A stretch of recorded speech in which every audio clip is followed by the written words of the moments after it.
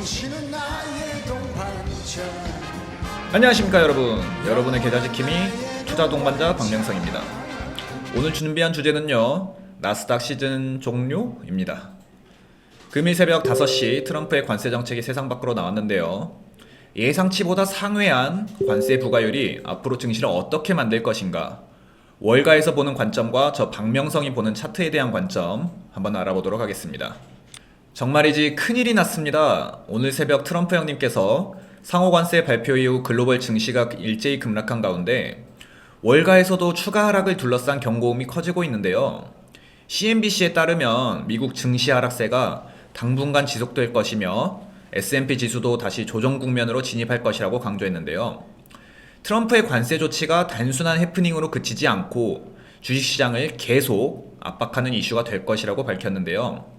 이따가 제가 차트로 말씀드릴 건데, S&P 지수의 기술적 지지선도 시험받게 될 것으로 전망하고, S&P 지수가 지난 2월 최고점 대비 10% 이상 하락하며 조정 영역에 진입하게 될 것이라고 경고했습니다. 월가의 아트 호건이라는 수석 전략가는 이번 조치는 트럼프 행정부가 내놓은 정책 가운데 가장 즉흥적이었다라고 혹평했습니다. 그는 가장 큰 문제가 해당 이슈는 아직 시장에 완전히 반영되지도 않았다고 경고했는데요. 미국 증시가 선물시장에서 뒤지게 맞고 있는 가운데 월가의 대표 강세론자죠, 제가 영감을 받는 사람 중 한 명인 톰 리, 어제 영상에도 말씀드렸습니다. 미국 증시를 둘러싼 지나친 비관론을 지적하며 트럼프 형님께서 주식시장을 살리기 위해 가능한 모든 수단을 동원할 것이라며 강조했는데요. 이날 톰 리는 고객들에게 보낸 서한에 해방의 날 관세 발표를 계기로 트럼프 대통령의 관심이 다시 주식시장을 향할 것이라고 설명했다고 합니다.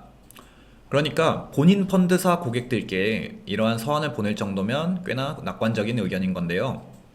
그는 관세 정책에 대한 대중들의 지지를 얻기 위해서는 증시 반등이 필수적인 상황이라며 관세 정책의 정당성을 확보하기 위해서라도 트럼프 행정부가 증시 분양에 매진할 것이라고 밝혔습니다. 또한 미국의 국가신용 등급을 최상위 수준으로 되돌리고 부동산과 공장, 장비 투자에 더 많은 자금을 유치하기 위해 증시 투자 심리 회복에 앞장설 것이라고 전했는데요. 시장 붕괴로 인해 발생할 수 있는 불가피한 경기 침체를 막기 위해서라도 트럼프 행정부가 가만히 있지 않을 것이라고 재차 강조했다고 합니다. 톰리 형, 나도 그렇게 믿을래. 자, 차트를 보시면 차트가 제 잘생긴 얼굴을 가릴까봐 5년치를 긁어왔는데요. 아주 소름입니다. 현재 차트를 보시면 이때가 22년 2분기인데 현재 차트와 이 당시의 양상을 보시면 굉장히 비슷한 양상을 띠고 있습니다.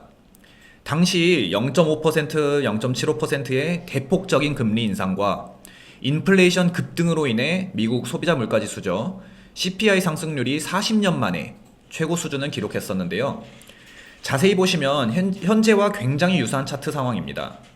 저는 원래 차트를 그다지 선호하는 편이 아닌데 주식판에서 늘 강조되는 말이 있습니다. 과거는 반복된다.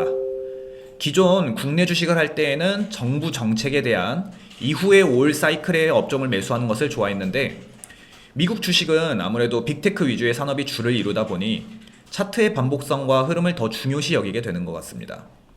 보시면 다음 주까지는 이때와 비슷한 양상으로 다음 주까지는 일시적인 반등이 일어날 수는 있으나 16,500포인트까지, 이 추세선의 하방 압력까지 16,500포인트까지 하방 압력이 열려있기 때문에 아직까지는 매수 관점은 보시면 안 됩니다.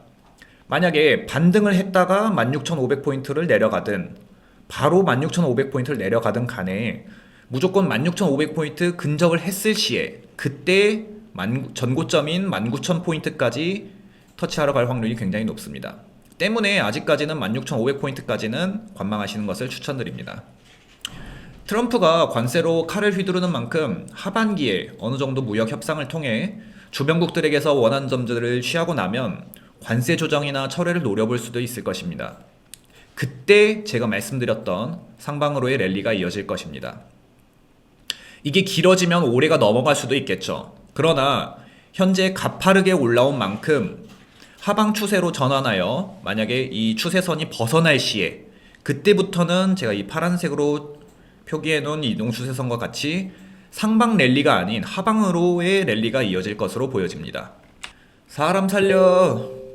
전 세계적으로 증시가 뒤지게 맞고 있는 가운데 국내 증시에는 특정 테마의 순풍이 불고 있는데요. 바로 제약과 바이오, 상승세가 두드러진 모습입니다.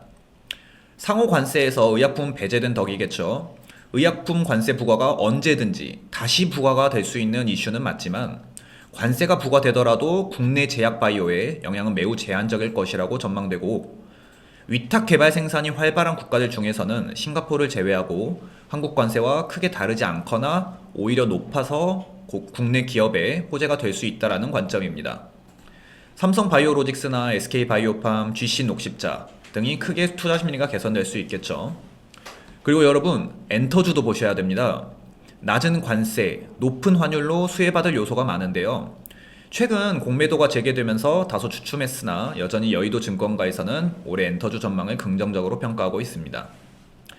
그리고 카카오도 관세로부터 자유로울 것이라고 보이는데, 현재 주가에 AI 등 모멘텀이 반영되어 있지 않다라는 분석이 제기되는 가운데, 기존의 문어발식 사업에서 비주력 사업을 줄이고 있고 AI 고도화도 이루어지고 있는 만큼 올해 우리 카카오도 지켜보시면 좋을 것 같습니다.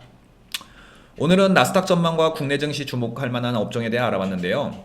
우리 동반자 여러분들은 꼭 성공적인 투자하시기를 바라며 오늘도 끝까지 시청해주셔서 감사합니다. 댓글로 여러분의 생각 남겨주시고 좋아요와 구독 부탁드립니다. 다음 영상에서 더 유익한 정보로 찾아뵙겠습니다. 안녕히 계십시오. 당신은